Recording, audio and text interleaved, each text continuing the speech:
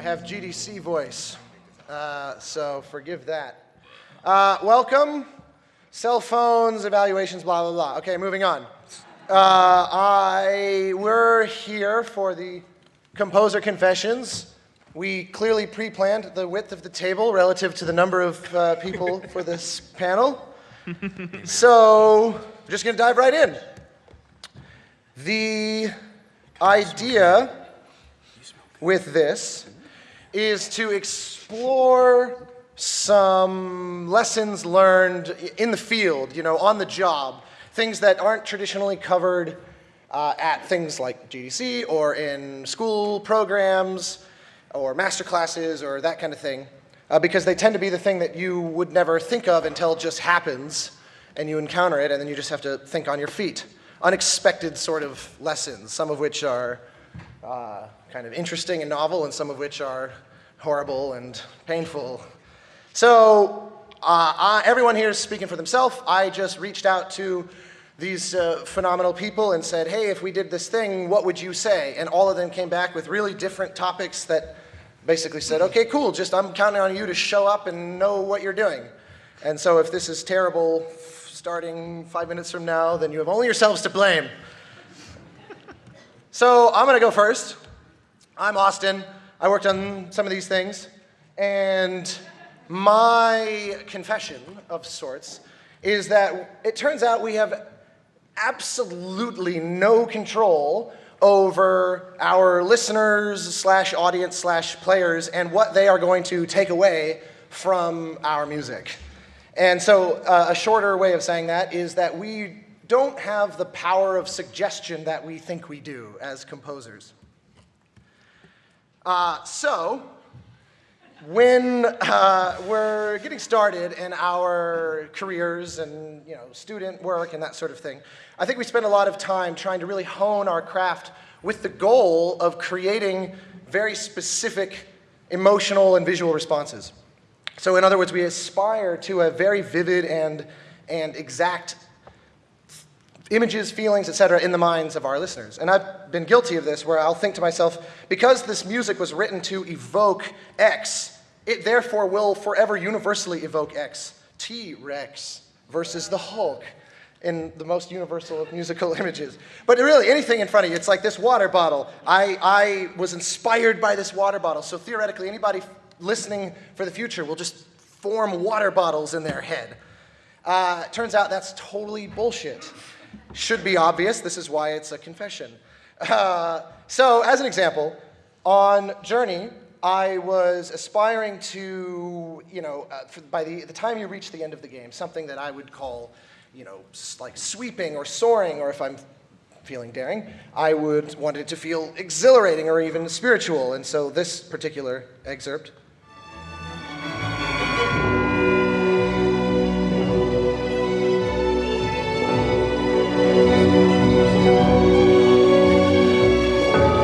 Okay, so the actual response. Stunning music. It really reminds me of Metal Gear Solid soundtrack. Here's to you. You should check it out. So I did check it out. Here's to you.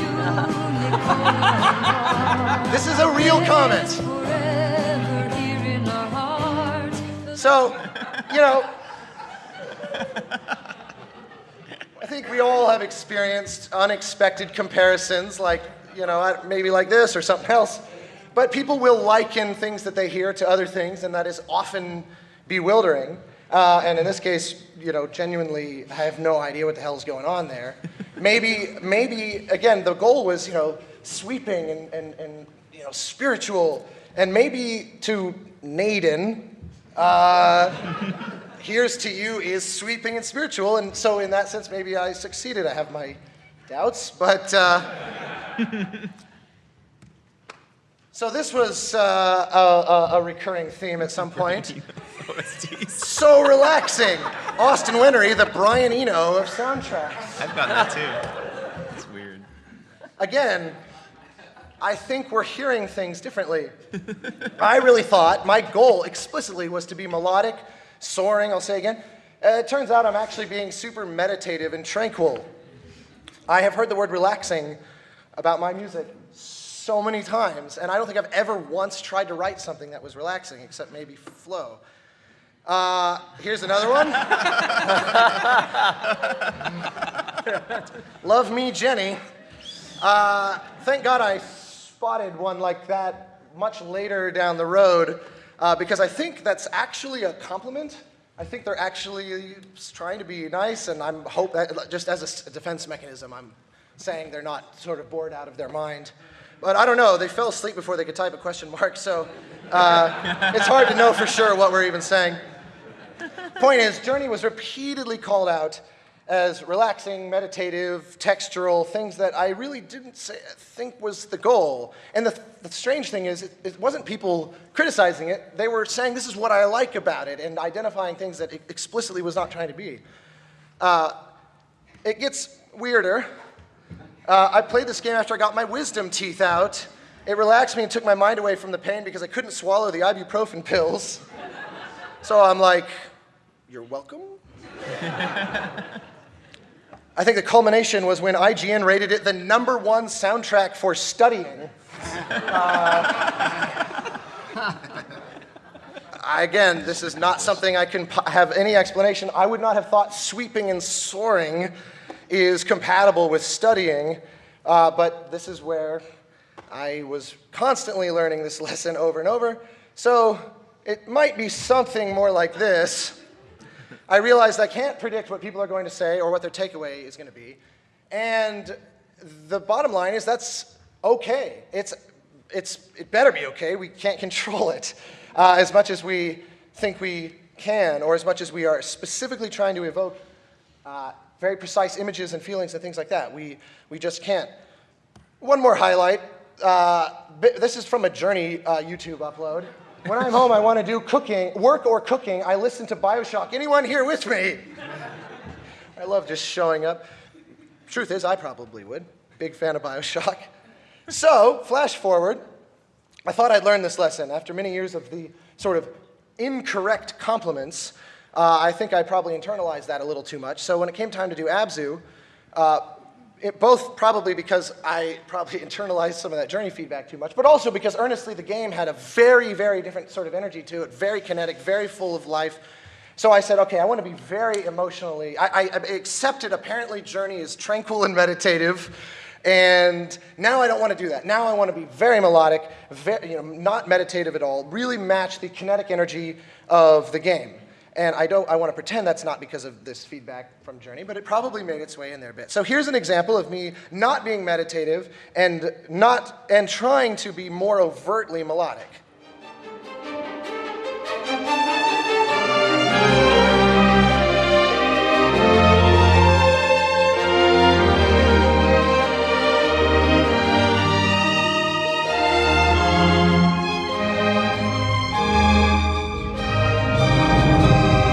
Blah, blah, blah. So, after getting about 50 of these, apparently it sounds exactly like Tomb Raider or Tom Raider. Tom Raider.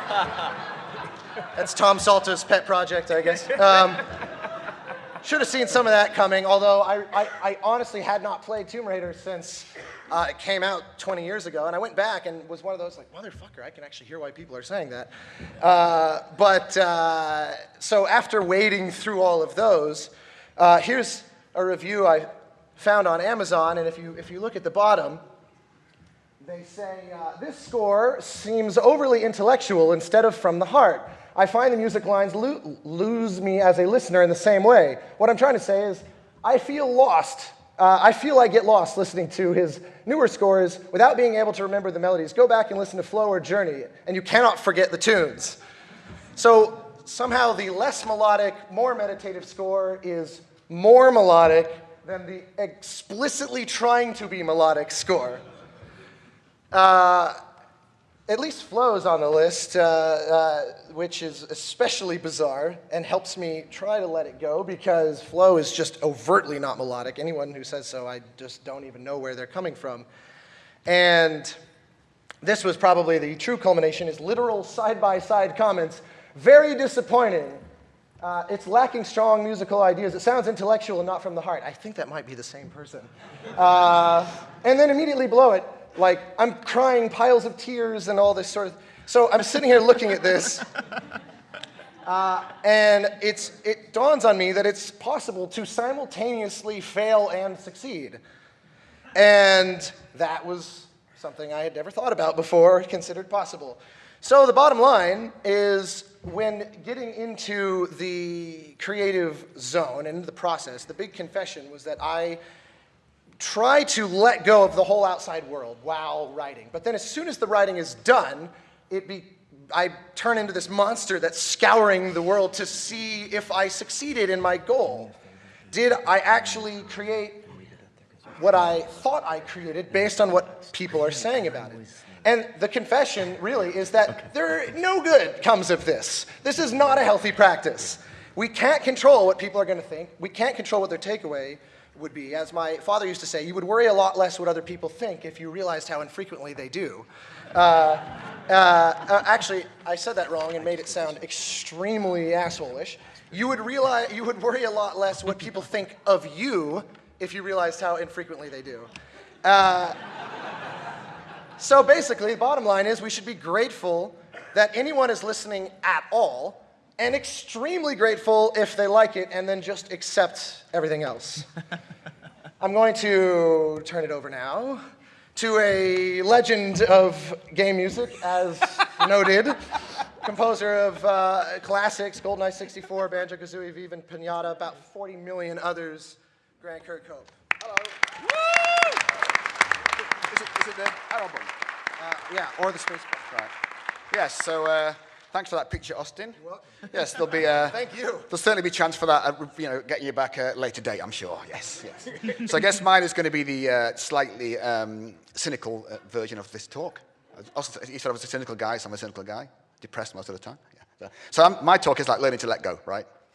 So I think that as composers, right, we think that we know the best always, and who we're working for has not got a clue, and they're just completely clueless, and they don't know what about music and all that. We know best, and they're wrong. But I think that, I slowly realized over the years that you can't think like that. Like, the minute you hire yourself out to somebody else, then they're probably going to tell you what to do, and you probably better do it. You're probably going to get fired, and they're going to get Austin to do it instead. You know, so... So, that's my thing about learning to let go of that ownership, that I think that you just have to be prepared to be told that it's not what they want, and you really should try to do it again, and no amount of arguing with them is going to make any difference. It's just going to go, I don't like it, and that's it. This is my composer's t-shirt. So, it's like trying to convince like an Ariana Grande fan to like Pantera. It's just probably not going to happen.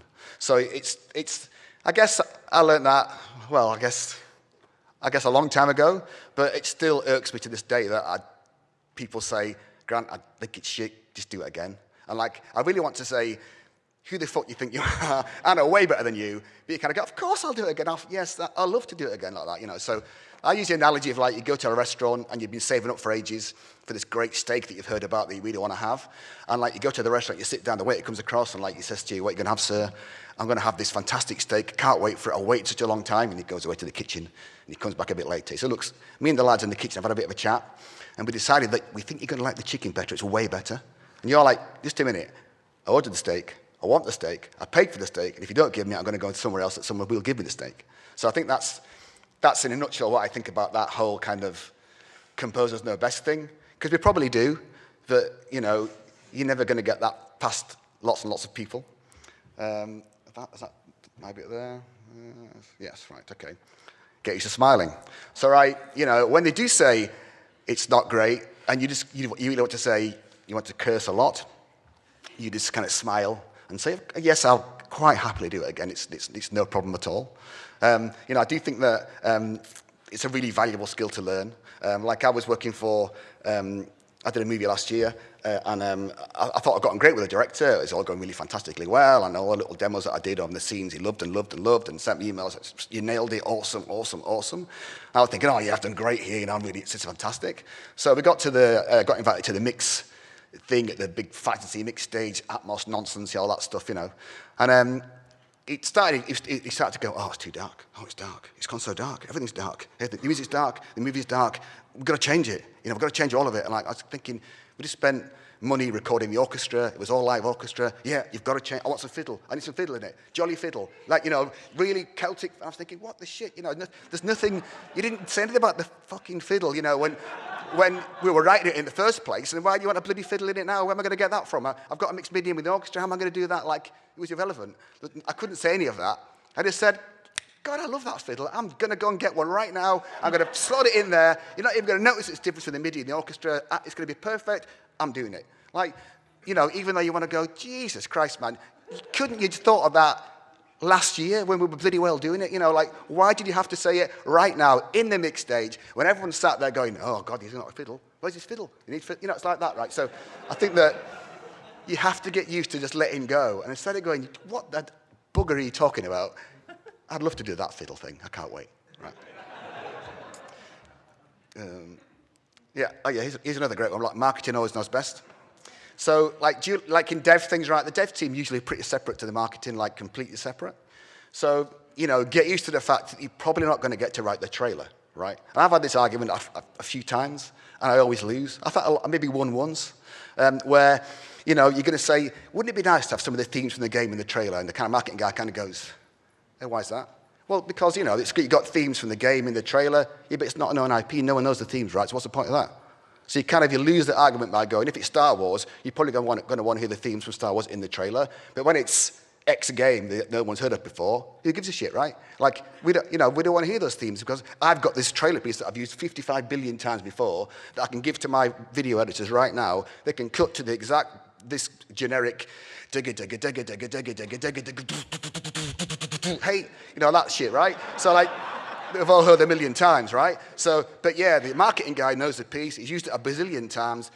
Give it to the editors. They're just going to get on with it, right? And, like, no amount of you saying, but wouldn't it be great because it's easy for him, right? He doesn't have to wait for you to write the piece for the guys to cut the video to the piece you've written and maybe get it recorded by somebody. You can just give him this generic thing that he's used a billion times. Like, I was actually in a project where the final trailer before the release of the game was this piece of music that he used lots of times after arguing lots of times and losing. And then he just, literally a month later, there was a trailer for the next game they were doing, and it was the exact same trailer piece that was on the one that we did. Like, and I was just like, shit, you know, why would you do that? But no one gives a shit. No one really cares, right? It's not like, no one's going to go, oh, that trailer piece was great and that trailer piece is bad. It's just a trailer, right? And, you know, people spend lots and lots of money writing these gigantic pieces with like a 50 billion piece orchestra and a massive choir. You're never going to win that battle. So you just have to go, Mr. Marketing, of course, whatever you like to do, let's just do that thing. So it's just getting used to that, letting go of like the ownership.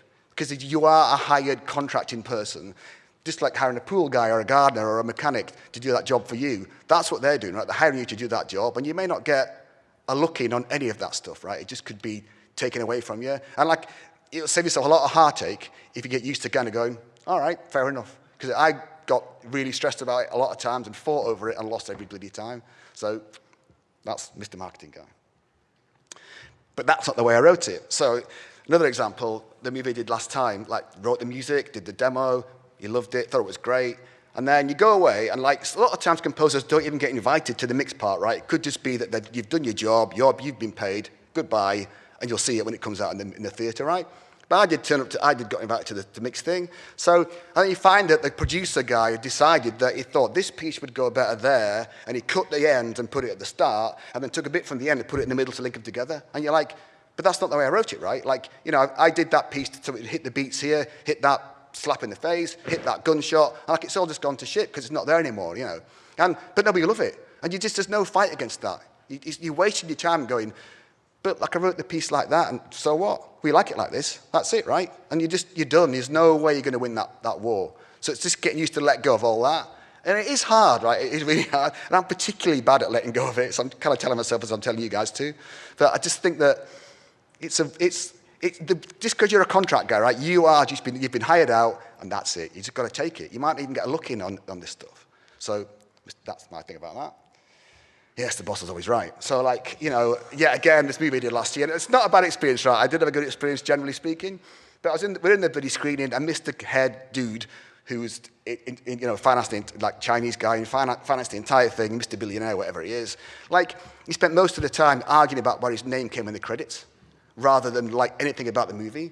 He wanted to make sure that, yes, I know that the credits, the guy who comes last is the most important man, so I must be, that big discussion went on. And he made some passing comment about some music somewhere that was, I can't remember the comment, it was so flippant, but the entire entourage around him shat themselves instantly. Oh my God, rip it out. He doesn't like it, Mr. Doodah Rats. So the whole thing gets ripped out right in front of you. Yeah, so he needs to sit there, he's probably forgotten already what he's talked about, but your music's just been chucked into the bin. That's just gone right. Because he made some kind of passing bizarre comment that no one understood, but felt like, let's take it out right now. No, it's all, and it was like that. So, and yet again, you've just got no say over it. You soon realize that in the pecking order, composers don't come very high.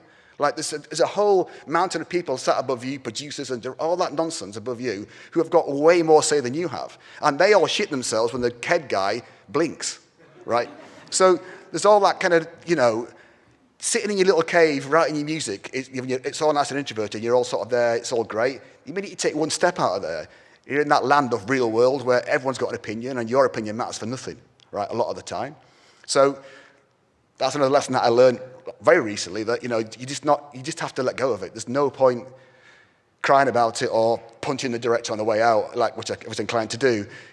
So it's a thing that I think you just have to kind of get used to. The further you kind of go down the path of becoming a more of an established contracting composer, it's no different than anything else, right?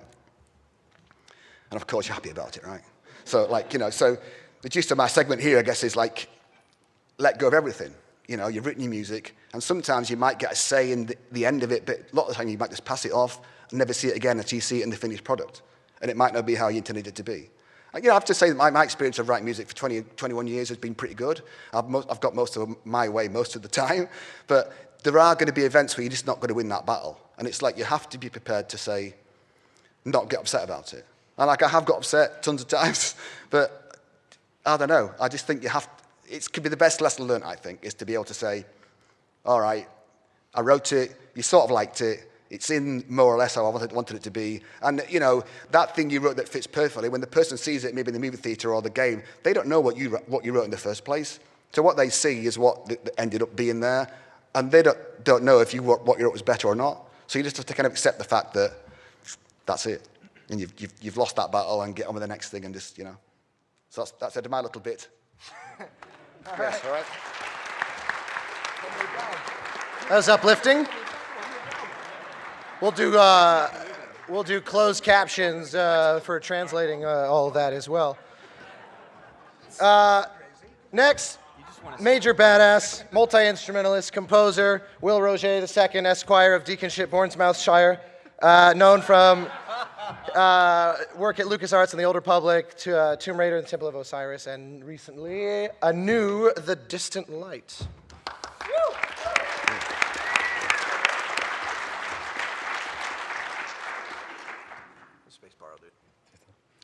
Cool. So Star Wars The Old Republic was my first AAA score and a big turning point in how I write for the orchestra.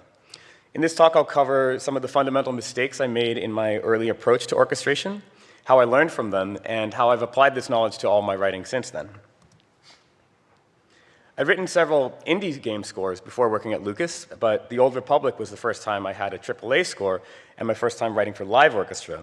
We had a very tight deadline, and so it was also my first time writing extensively for Star Wars.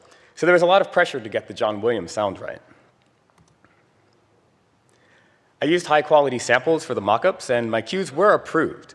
So conceptually, the music worked well. But I never had the experience of going from mock-up to live orchestra, and I had no idea of the headaches that these cues would cause. I wrote for the sound, not for the players, and so I was in for a rude awakening. We had 4 other composers and a ton of music to get through in a short time. Some of my cues were played effortlessly, with musicians reading beautifully on their first try, but others, easy pieces left them confused and grumpy and dissatisfied. So here's a few reasons why. My first problem was writing parts with awkward entrances and needlessly unnatural rhythms. Players would have to count several measures of rest before oddly timed entrances with no obvious backing, and this led to very unconfident performances and unnecessary retakes. I had some cues, like you see here, This is real, by the way. This is not made up. Some cues where instruments just had very inconsequential parts, writing half the piece just to play only a short passage. Again, this was because I focused only on the sound and not on the performance or the players. And I had some generally dissatisfying parts as well, which sounded great in samples but didn't work when played live. In this instance, as you see, the harp just plays a single tremolo throughout the whole cue. And it was a great texture for the ice planet Hoth, but in practice, it was very boring and very static, and honestly, just unacceptable to give to a professional player who'd studied their whole life.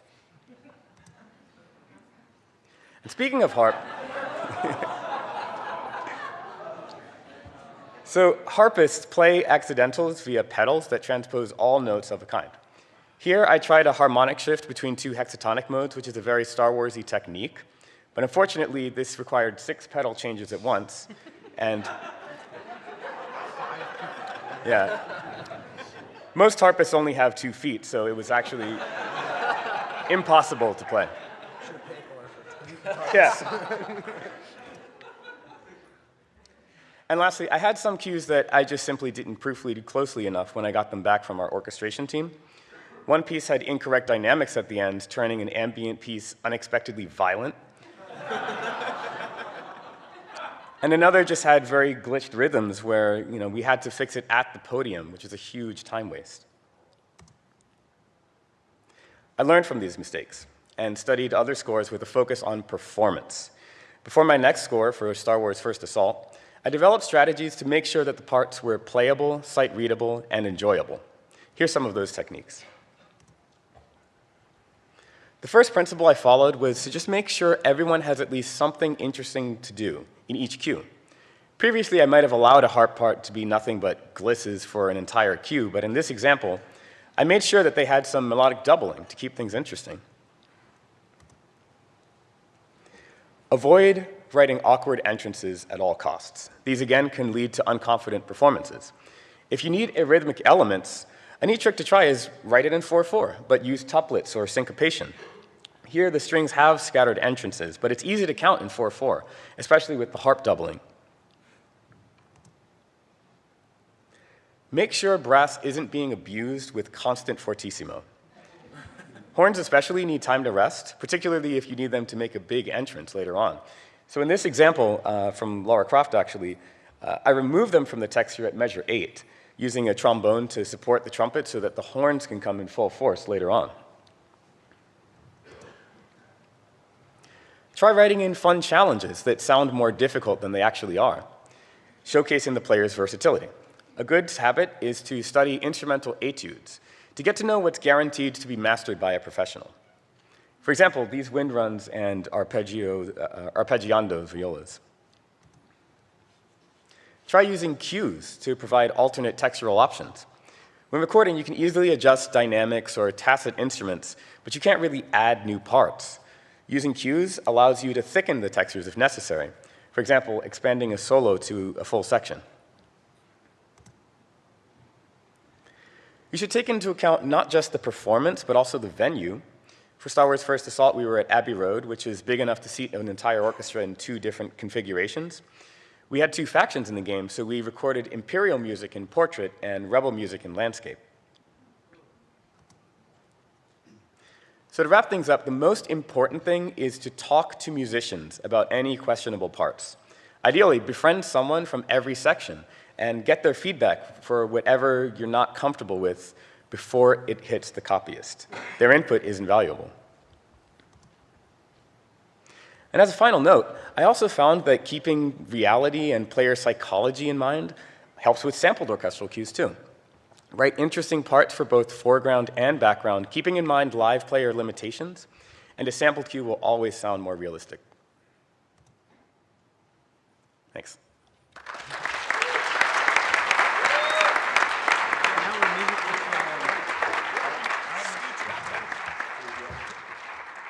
So probably all of us saw Mick win GDC yesterday, so I don't really need to say anything.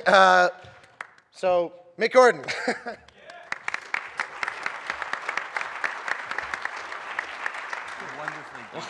Where did you find that from? My name is Mick Gordon, and I have no idea what you're talking about.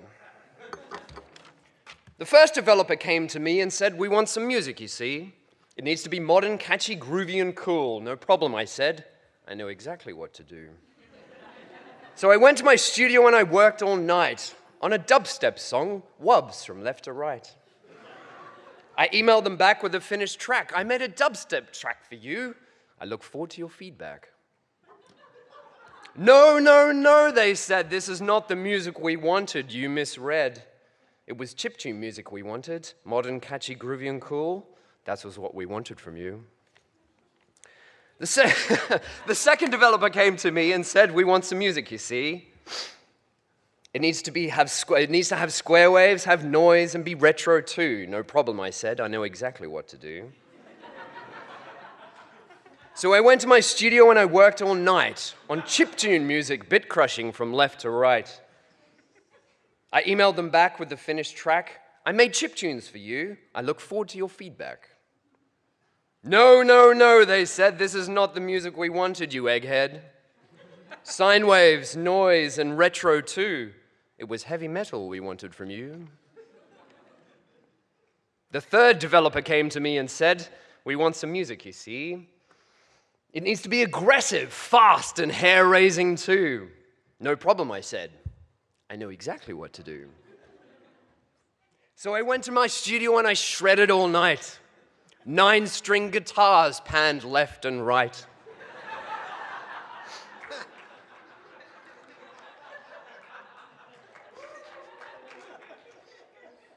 I finished the track and emailed them back. I made some metal for you. I look forward to your feedback.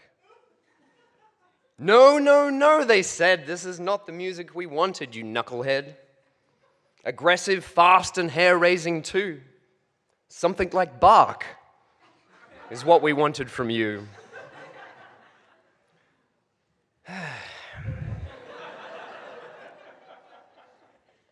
The fourth developer came, whoa, hang on, sorry. The fourth developer came to me and said,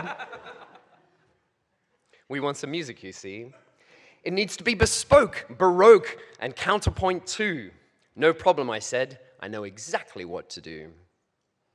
So I went to the organ and I played all night, doing my best Bach impression, semiquavers left to right.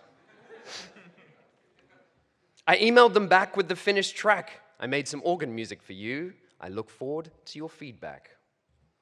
No, no, no, they said. This is not the music we wanted. You're dead. They didn't really say that. It's just the best picture I could find. Bespoke, baroque, and have counterpoint too. We wanted a full orchestra from you, not just an organ, you fool.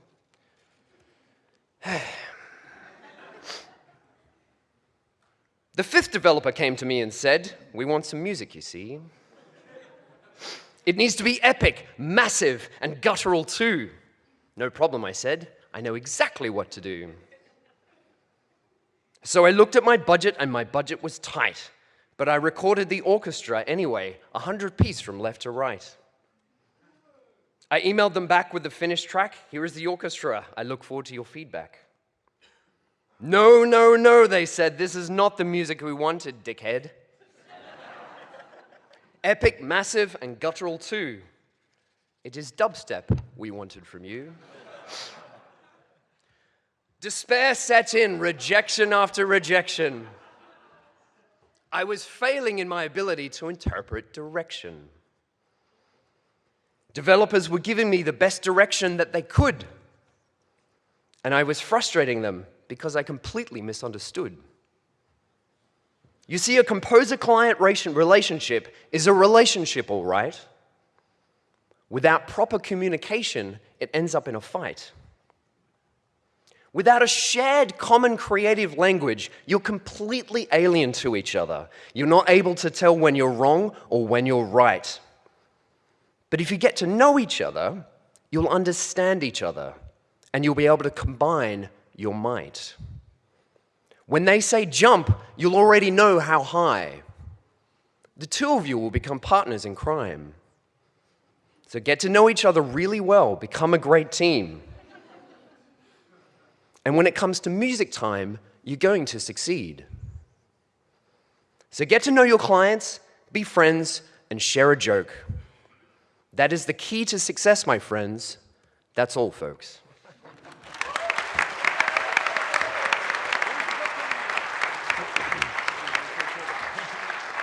I had no idea that was going to happen. That was awesome.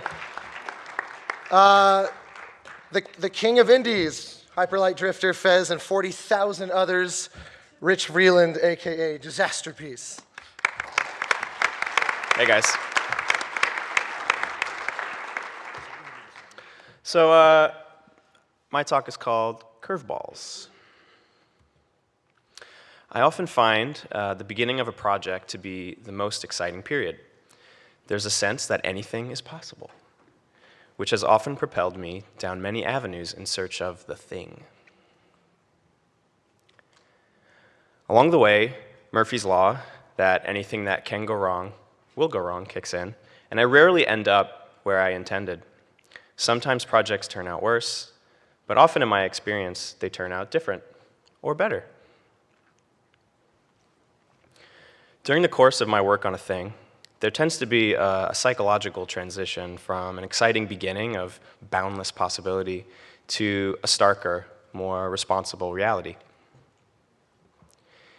You bring an idea out of the ether and give it life. It gradually frames itself, and the edges come into view. And increasingly, the thing, as I've so lovingly called it, solidifies. This process is a necessary part of the work, and it's a part of life too, right? We have little choice but to persist through the unending number of curveballs thrown our way, starting with being born. And so we do our best to adapt. The curveballs often take us down paths we would never take, or could have never imagined. They open doors for us that would otherwise remain closed, and they lead us to new conclusions. They change us. In my opinion, this malleable process is often necessary to complete a work, regardless of whether we see or believe in it at the time. I find that only in the days that follow can I truly begin to comprehend its meaning. When starting work on a new project, I often set off in the first direction that sparks my curiosity. I try to keep the utilitarian needs of a video game in mind, but if I'm staring down a new idea, I seize it as an exciting challenge. This tendency of mine perpetuates a myth I can't help but tell myself time and time again. This will work, right? Before I know it, I might be neck deep in an esoteric cobweb of systems or sinking large units of time into something wonderful or wonderfully inappropriate. I'm guilty of occasionally forgetting that when working on a project with real-world restraints, my ideas have to be grounded in that same reality. So I spent a few years creating music and sound for a game called Hyperlight Drifter. During this time, I had a dream that I would write long, artfully composed pieces of music. They would move effortlessly from idea to idea, all while evoking the perfect expression every step of the way. I wanted to write these songs at the piano and notate them completely before even thinking about the electronic production or how they would even be implemented in a video game. Here I had created a set of goals for myself, which is often something I do during a project. But this time, they ended up not suiting me or the project at all.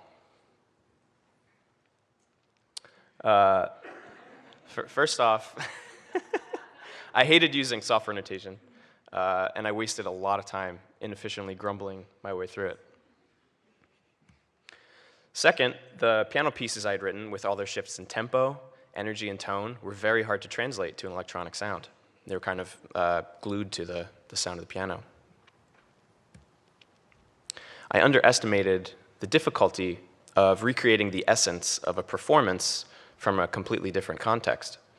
I've transferred pieces to new instruments before, and thinking this was no different, or assuming, I took it for granted.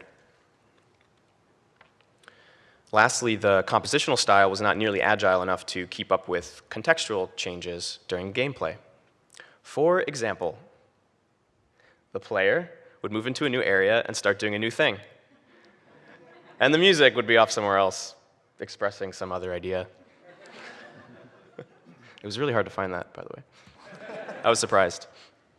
It seems obvious looking back, but at the time I thought I could pull it off.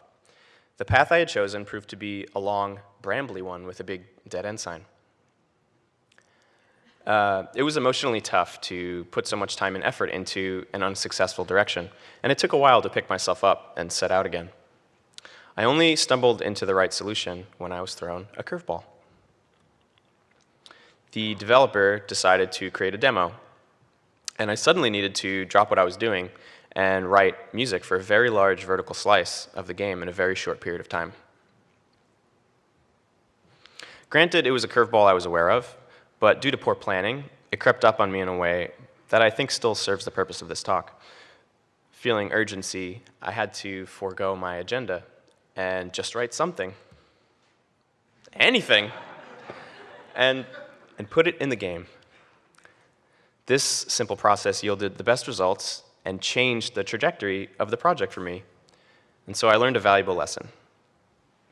Sometimes I am too precious about my work. I tend to inflate the importance of ideas I've devised before they've ever proven themselves to work. And sometimes it's hard for me to let go of those expectations and move forward. Towards the end of Hyperlight Drifter, as the pressure really started to mount and I was struggling creatively, I picked up a mantra. Broad strokes. Painting with broad strokes has often been counterintuitive for me, and it still is. The rabbit hole is my favorite pitfall, pun intended. But by prototyping my work in practice, not in a vacuum, and saving detail-oriented decisions for later, I've started to save lots of time. The curveballs are frequent now, but they are more useful than ever. Thank you.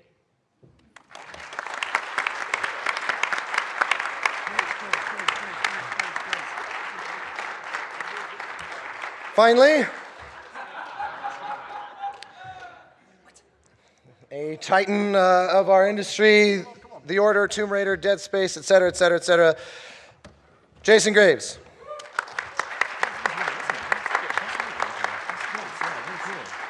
I hope you guys are having as much fun as we are up here, because honestly, we didn't know what anybody was going to be talking about. So how many composers have we got out there? Hands up. All right, how many of you folks are basically terrified of failing all the time? Hands up. Yeah. My name is Jason Graves, and I'm addicted to attempting to fail. This is Composer Confessions, and my confession is I really love to push boundaries, and I don't feel like I'm really doing that if I'm not on the precipice of getting fired. You know, like, how far can I go with what they're talking about, with what they want? Oh my gosh, that's still up there. All right, prepare. Now, there's been some really nice presentations so far, but I mean, Austin saved the best graphics interface and everything for last.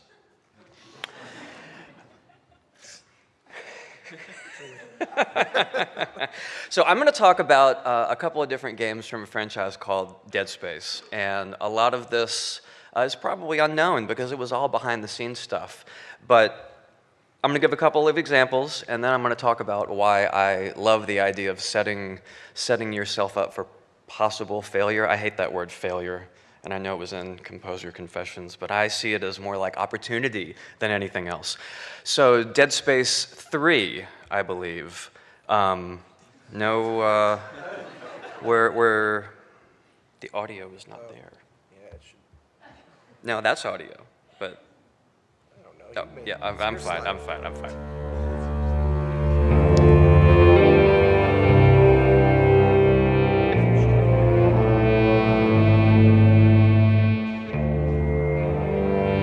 So this is all music that was not used in the game.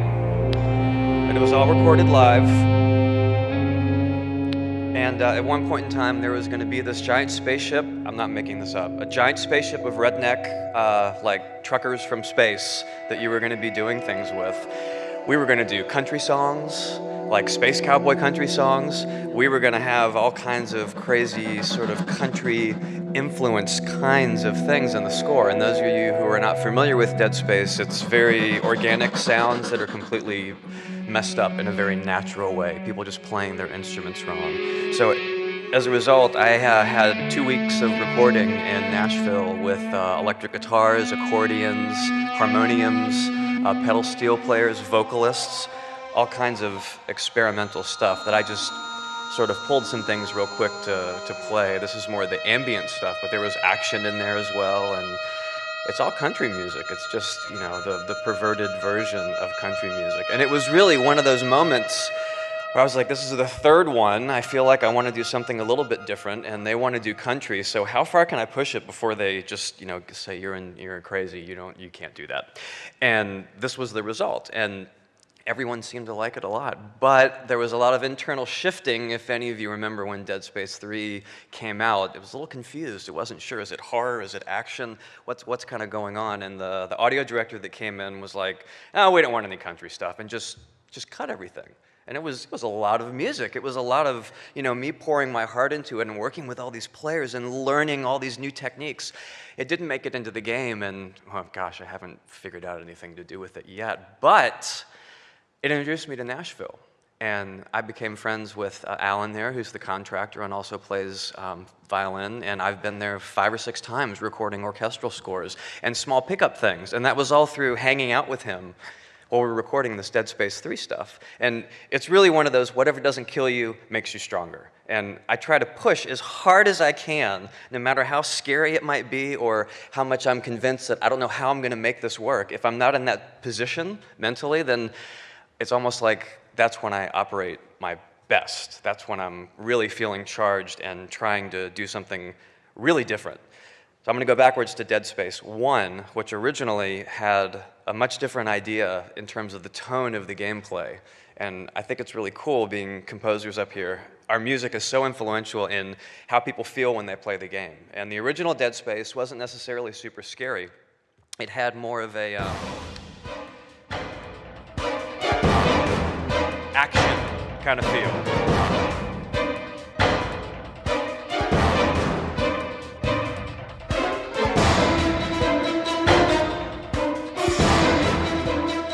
This is what they wanted, but it never really worked.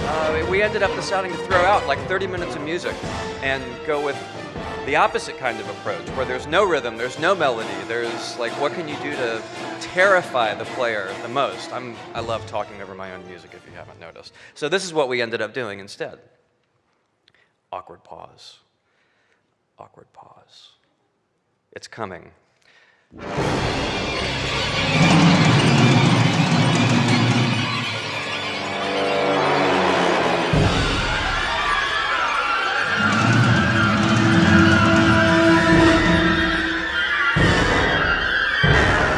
Now, the interesting thing about this music, the first track was all done in MIDI with me in my own studio. To do this scary stuff, they wanted to have control over the music, but they wanted it to be scary, and there were no aleatoric libraries back then. And the audio director at the time, Don Vecca, said, well, how can you give us the scariest music in the world, but let us have control over it? And I was like, oh, you know, if you want to do something like that, you're going to need to go and give me all the live budget up front. Let me go record the orchestra playing all these different sounds and things, and then give me months to cut it all up and put it together into something, and maybe give you a demo after that. But we were looking at like 6-month plan at the least, thinking, of course, he would never go for it. And he's like, yeah, man, let's do that. Which that was the ultimate, like, setting myself up, you know, enough rope to hang yourself and all that kind of stuff. And I was terrified the entire time I was working on the job. I was going to GDC, talking on a panel, and in between my panel and the next panel I was going to attend, I was going back to my hotel room and working on orchestration and trying to figure out what to do with the players. But I learned so much from all of that unknown territory at first that I was just completely terrified of. And of course, everyone says, well, that's why the music's so scary. No, it's scary because I grew numb to making it. It's not scary enough. I have to make it scarier.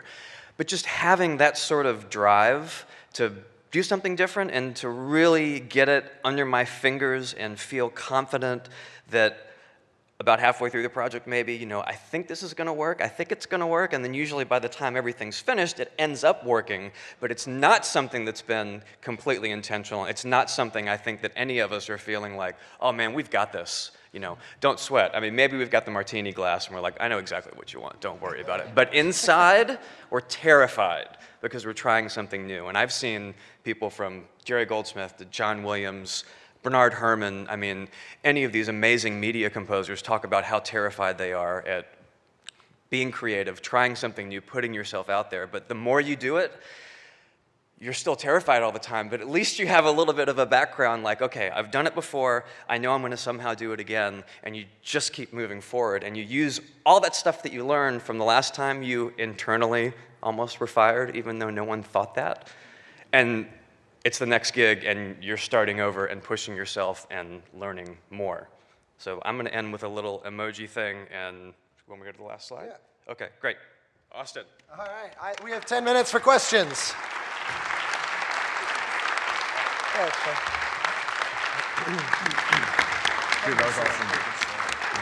Thank you all. Have at it. Mr. Martin. Yeah, Austin, this question's for you. Oh, God.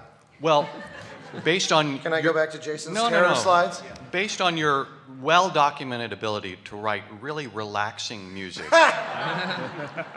I was wondering if you have considered maybe switching to a lucrative career writing for Muzak and spa meditation CDs. Well, I What do you just think? resell the stuff I do write, and I don't have to even switch careers.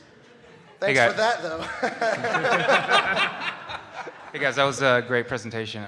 This question is for all of you. When you have multiple projects you're working on, especially when they involve different styles, like one game is going to be completely orchestral and another project is going to be like death metal electronica. How do you approach that? Like, what's your process?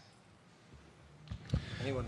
For me, I try to build up a little bit of momentum on the individual projects so that I can give myself like a buffer zone to kind of get into that headspace. So, you know, I might work on one thing for a week at a time and then switch. But you kind of have to figure it out based on the, you know, what the projects are and what the requirements are. But that seems to work for me. Because I could say panic, probably. Yeah, right. About all the thing you need to do. It's like a million different styles, and like everyone wants it tomorrow. Like, everyone wants it like yesterday, you know. So I think that you do panic a little bit. But I think panic's probably quite healthy and it gets you going. But you know, nothing you do is ever going to work out like you think it's going to work out. Everything you're going to do is always going to go wrong somewhere. It's always going to be like, I'm going to manage it, and then I'm not going to manage it, and you're going to shit yourself and think, I'm never going to get there. So it's never going to be perfectly scheduled out, so you're going to get time to work on everything. You just got to panic and get on with it. It's like That's the it. time. Make a start. Yeah, time-wise is one problem, but for me, it's sometimes just conceptually getting yourself back into that sound world, and like being. That can be very challenging. I can add that I, for what it's worth, I really love when I have juxtaposed projects that are radically unlike each other, because the whiplash of shifting gears actually helps make each direction of travel feel fresher. Because if I wrote nothing but the big sweeping orchestral thing, then that it would certainly get stale and flat immediately. But if in the middle of that, you know, we're interleaving all these forays into other stuff, for me, I'm wired to benefit from that. I like it. So to me, the problem you're identifying is a good situation. Yeah. Also, just ask Jason to, I know. hug you. He does that quite a bit. We're going to share the mic because I've got 4 mics down there. I've found that splitting it up, just an entire day dedicated to one project, and then I'm finished that day on that project, and then I start thinking about the other project for the next morning. By the time I get up in the morning, I'm completely dedicated to that second project, or even at extreme times it's been split during the day, but I say at 12:30 I'm working on the other one. And I try to do the best I can to mentally compartmentalize those. Okay. I'm just gonna... Thanks, guys. Yeah, thanks. Hey guys. So question, this is coming from a non-professional composer. I'm a game dev that doesn't actually do composition. So back before the technology became what it was today, people tended to have different areas of games that had loops, and it was like a 30-second loop or a minute loop of music. Thinking back to like the Zelda N64 days. Still very much how we do things. Fair. So a lot of the melodies that were there are very, you recognize them, you hear it, you're like, oh, that's that area of this game. With all these ambient layers and stuff going on, how do you try to keep melodies that you can recognize and that people can recognize in new games that require that, to use that new technology? Well, I apparently don't write melodic scores, so I'm not qualified to answer here. I actually have an answer that might be a little upstream, but I think it's actually up to the design of the game. Because what I always find is important is to just identify moments in the game where you can bring music to the forefront, rather than trying to have every single piece be this like incredibly melodic. I don't think that that really works with games anymore. But what you can do, for example, how many people here have played Red Dead Redemption? And you know exactly where I'm going with this. As soon as you go to Mexico and it plays that beautiful song, that's a musical moment that everyone remembers. And that didn't come about because they said like, oh yeah, let's have like this awesome song, all the time. No, they identified a moment in the story and in the gameplay where this would work. And they cut out the AI and they made sure you couldn't get attacked or whatever. But everyone kind of came together and they planned for it. So it's actually something that you as a designer can help as well. Yeah, if you pick your spots and you underline certain moments, it kind of gives them, it can give those moments more, I guess, gravitas. And it's a good thing can be a good thing to do with melody, so that, you kind of remember those melodies. Yeah, I think also a simple trick that I use a lot in both Journey and Abzu, but I use it in general, is I treat melodies as big as one-shots often when entering an area, to the point of like the Red Dead Redemption example, but it can be even within a single cue where, player comes over the hill, we announce a big melody, but when it loops, the melody doesn't loop with it, and the sort of support, accompaniment, backing track, whatever, does loop, which is by design more sort of simple or ambient or whatever the case, so that it feels like you've just made this giant statement, but you're also not just bludgeoning it to death, because that actually ends up taking away from it. My favorite example is I love to take like a 10-second excerpt of The Rite of Spring and then just loop it over and over to see just how fast it becomes from one of the best things ever written to one of the worst things ever written. And so like the loopingness is the problem. It's not designed for that. So figuring out ways to be able to make your big statement and then not, beat it to death. Cool, thank you. Yeah, thanks. I think I tend to beat it to death most of the time. And that's why when we go to PAX, everyone comes to ask for your autograph. Don't start that. Sir, Mr. Colvin. Hello. So I'm a developer, and I've been that person who's giving the feedback, and that person that's been giving the briefs, so sorry, guys. I just wanted to ask, what kinds of brief do you wish you got from developers that you don't get? Oh, that's great. I'm just going to jump straight in there. The thing that annoys me the most is when you're pitching on a project and they give you a single page that describes the game in a very high level way, and they go, so what would the main theme sound like? You have no clue what the main theme's going to sound like. You have a single page to work from, To me, the main theme is often the last thing that comes from the project. And often, the composer that they choose to go with can often be selected from that round, and that's kind of a really weird thing for me. But it's just kind of what I was talking about, just getting to know everybody and things like that. The point I was trying to make there is, so when you say to a composer, I want you to make it grand, your definition of grand is completely understood by the composer that you're working with. I mean, what I mean is grand, what Rich think is grand, what you think is grand is very, very different. So it's having that shared common creative language that's very important. And it's always good to ask for, some YouTube links or some MP3s or things that you think might suit the style of game you're working on or whatever it may be. Yeah. So at least it puts you in the right direction, rather than just kind of going, I worked for somebody who said, I don't know what the music should sound like, but I'll know it when I hear it. And that's a bit like, I could be here till next Christmas writing this music, it's completely useless. But you get a guy who sends you one YouTube clip of something that he likes, you get that straight away, you understand it, right? Yeah. And sometimes getting briefs with no MP3s is a bit crap because you don't know what they really mean by what they're saying. I've read briefs that I need to pitch for and thinking that they're asking for some bizarre combination of something plus hip hop, which it used to be all the time now. Whatever you write jazz but with a hip hop beat, write big band but with a hip hop, whatever it is, right? So like it seems to be stick hip hop in it, whatever it is, and so you know it's just senseless. They need to send you something. I got someone sent me and said we want something that isn't like this, but it's got the right energy. And I was like, well, what on earth is that all about, right? So just send a couple of YouTube clips or some MP3s that you think are in the right direction. At least give us a clue. All right. I'll try. All right, I think we could probably take one last one here, and then we're out. Sort of a personal question. Oh, sorry, Jesse. I actually just wanted to give an answer to this guy. All right. You can do that in your own time, Jesse. Yeah, get your own talk. If you could name two people, one modern era composer or artist that you really admire, and previous era composer that. For me, one of the. You mentioned Stravinsky, so. Yeah, several previous eras. For me, Jerry Goldsmith is sort of king of kings, but these days, I have to say I am in the club of Johann Johansson devotees. That's my answer. Come on, Gravesy, it's your turn. Come on. Well, modern day, I love John Williams. I just classical, so modern. Yeah, thank you. I'm sticking with films. No, Stravinsky. I love Stravinsky. Ballet suites and all that stuff. That's what I first listened to. I love how programmatic it is and through composed. And it reminds me of film music. It tells a story. Yeah, John Williams is God, without a doubt. And I guess I'm a bit metal fan, so I guess like Queensryche or someone like that, Judas Priest. That's the kind of thing that I like. I'd probably headbang quite happily to that for all day long. And I guess like Vaughan Williams and Elgar are kind of classical guys that I really like a lot. I mean, I'm another Stravinsky guy, but to list another name, Hindemith is one of my all-time favorite classical composers, early 20th century. And as far as modern folks, Yoko Kanno is probably my favorite by far. Anime composer for those who... Yeah. I don't really have an answer. To me, it's all just music. I love everything. There's not one specific thing that I like and one specific thing that I don't like.